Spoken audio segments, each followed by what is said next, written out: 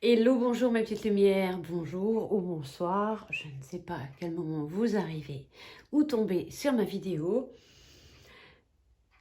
Que me réserve novembre 2020 et notamment pour le cancer? Comme pour les autres signes que j'ai déjà effectués, j'ai utilisé les présages de Mu, l'améthyste love oracle, l'indigo oracle, les cartes chakra énergie, les serres de lumière, les conseils du monde angélique et les messages de ton âme de Charlotte Dénès et illustrés par Célia Mélesville. Voyons voir l'empreinte majeure de votre mois de novembre. Qu'est-ce que nous avons pour vous aujourd'hui? Nous avons la carte numéro 4 de les présages de Mu, que j'aime beaucoup. Organiser. Alors, la carte numéro 4, c'est la carte de l'empereur dans le tarot de Marseille. Regardez bien son illustration. Alors là, on vous demande de structurer les choses.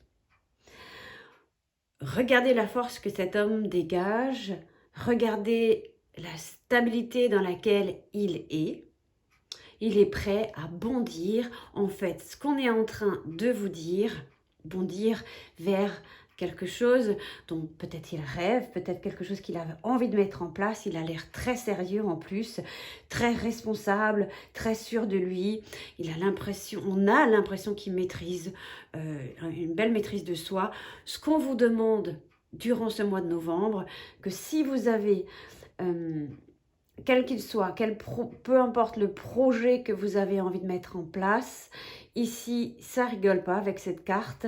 On vous demande de construire, on vous demande de vous organiser, on vous demande... on vous demande de vous affirmer également.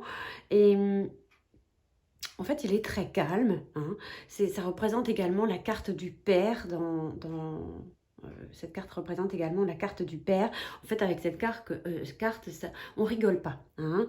Donc ici, c'est du concret. On vous demande d'être dans le concret durant ce mois de novembre, de structurer les choses.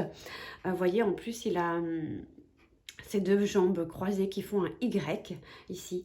En tous les cas, ici, équilibre, solidité, être proactif, je dirais, responsable. On pourrait dire que c'est un patron également d'une entreprise. On a également quelqu'un qui est très déterminé. Si vous avez une détermination quelconque dans quel que soit le projet, on vous demande de vous organiser d'ores et déjà, sans agitation. Inutile de dominer le monde avec cette position ou cette carte, mais on vous parle d'avoir confiance en vous, de vous affirmer, d'être dans une belle ouverture d'esprit et de vous préparer en quelque sorte. Voilà, hein, mais avec tact, avec respect également, hein, ou responsabilité, hein, d'être responsable de ses actes, de ses choix. Parce que j'ai envie de dire, si nous n'agissons pas de la sorte, ça risque d'être ou de rester désorganisé. Hein. Ça risque de... voilà, si on reste têtu en se disant, bon, voilà, ça va pas le faire, j'ai pas les finances ou j'ai pas les idées, etc. Là, il est question de prendre vraiment son calepin, de s'organiser ou de prendre des notes dans son ordinateur. Si on a envie de mettre quelque chose en place, c'est du concret, du solide pour que les choses se mettent en place. Peu importe le domaine, je le répète. Donc, on regardait donc, organisation. Et on va vers les priorités. Ensuite, avec l'améthyste, on a reçu l'hiver. Alors, il peut paraître un peu froid également, ou voilà. J'ai d'ailleurs aussi le sentiment, avec cette carte, peut-être, non pas de ne pas partager les choses, mais de s'organiser déjà pour soi. Et ensuite, une fois que les choses sont structurées, organisées, les partager. C'est-à-dire, ici, de faire déjà les choses dans l'ombre, pour savoir ensuite que quand vous les partagez, que vos interlocuteurs savent de quoi vous voulez parler et pour qu'ils aient envie de vous suivre. En gros, c'est ça. D'ancrer les choses, hein, voilà, tout simplement. Peu importe le domaine de votre vie, en tout cas, ça sera à votre avantage. Néanmoins, la carte en plus... Ah oui, voilà. En plus, la carte de l'hiver pourrait nous dire, bon, on est en automne, on vous demande jusqu'à la période de l'hiver d'avoir une certaine organisation dans votre entreprise ou dans votre couple ou peu importe ce à quoi vous pensez. Mais il y a quelque chose qui peut vraiment se mettre en place sur l'hiver, que ça va prendre peut-être un certain temps. Voilà, mais on peut réaliser les choses sur l'hiver, d'accord? Il y a cette notion-là. Supposons, j'ai un exemple, on vous dit que quelque chose est sur le point, comment dirais-je, de s'arrêter ou est peut-être bancal, eh bien, on vous dit, bon, tu ne peux plus continuer de cette manière, il faut que tu t'organises. Et au moins jusqu'à l'hiver, et ne reste pas comme ça, immobile, à ne rien faire, en étant froid, puisque on parle, voilà, en étant froid, en étant faible, ou en étant brutal, vous voyez ce que je veux dire? De cette manière, on ne peut pas accéder à son souhait ou à ses désirs. Mais en s'organisant sur l'hiver, quelque chose peut se concrétiser. Voilà, c'est peut-être, supposons que vous êtes sur un fin de bilan ou quelque chose, vous avez l'impression qu'il y a quelque chose qui va s'arrêter, mais on vous dit, suis les conseils de l'empereur, positionne-toi et sur l'hiver, quelque chose peut en tout cas prendre une autre tournure. Mais ici, avec la carte du renouveau, avec le phénix, on peut effectivement renaître de ses cendres en s'organisant, en structurant les choses. Et oui, en trouvant un certain équilibre. Donc, la carte du phénix est une excellente carte qui renaît de ses cendres après un trauma ou quelque chose de difficile. On peut à nouveau rebondir et voilà, et sortir ses ailes et s'envoler à nouveau vers quelque chose qui peut vraiment à nouveau vous épanouir, vous transcender et voilà. Je regardais juste quelque chose. Donc il y a effectivement une sorte de renaissance. Si on a le sentiment aujourd'hui que c'est peine perdue, qu'on ne retrousse pas les manches, et qu'on n'ait pas cette prise de conscience, on risque effectivement de se heurter à quelque chose. Mais si on prend les conseils de l'empereur, on peut effectivement avoir une belle remise en question et une transformation radicale sur une situation. Sympa. Mais structure, rigueur, droiture, voilà, comme tout ce que représente l'empereur. Regardons au niveau des chakras. C'est très solaire, hein, quand même. En tout cas, oui, tu m'étonnes, c'est le plexus solaire.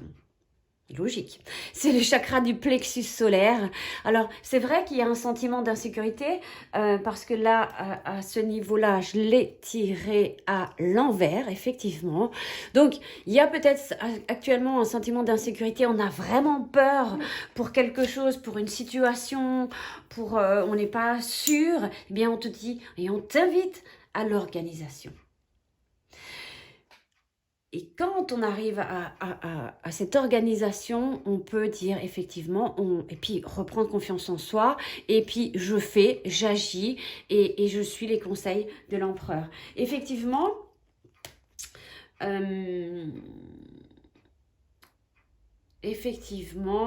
il faut agir avec intelligence. Et ici, on a un challenge ici à relever, des décisions effectivement à prendre, une prise de conscience également.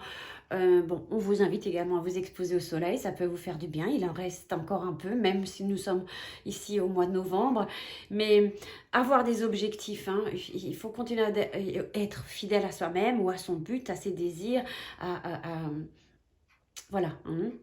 On nous disait également avec cette carte de voyager, mais là, vu que c'est pas vraiment possible, on peut voyager aussi d'une manière ou d'une autre. Vous pouvez voyager, on peut prendre un livre et voyager, mais en tout cas, on vous invite à orienter les choses autrement. Hein. Voilà. Donc ici, les pierres associées, l'œil du tigre, l'ambre qui calme les angoisses, la topaze et la quartz citrine. Regardons donc avec les messages pour ton âme de l'oracle de message de ton âme, évidemment, grandir et mûrir. Donc je pense effectivement que cette expérience ou ce que tu passes ou que tu vas encore passer va te permettre de grandir et de mûrir. Et il est temps pour toi de gagner en sagesse. Note toutes ces expériences de vie que tu as traversées, ce qu'elles t'ont apporté. Est-ce qu'elles t'ont apporté de bon ou de moins bon ou de mauvais? Tire les leçons de ces passages, puis avance et laisse-toi évoluer. Donc il y a besoin ici de grandir et mûrir encore, ou de laisser mûrir quelque chose pour que ça puisse grandir et qu'on puisse renaître de ses cendres, et surtout pour qu'il y ait une renaissance sans avoir peur et en ayant confiance en soi. Ils sont généreux, elles sont généreuses, les sœurs de lumière. Vous avez eu 2 messages. Donc, on a effectivement déjà eu cette carte pour un signe, je ne me souviens plus lequel. Néanmoins, il y a un appui et un soutien pour vous. Vous êtes soutenu par le divin ou par un être cher ou par vos anges. En tous les cas, l'univers tout entier est toujours prêt à te tendre la main pour apporter guidance et protection.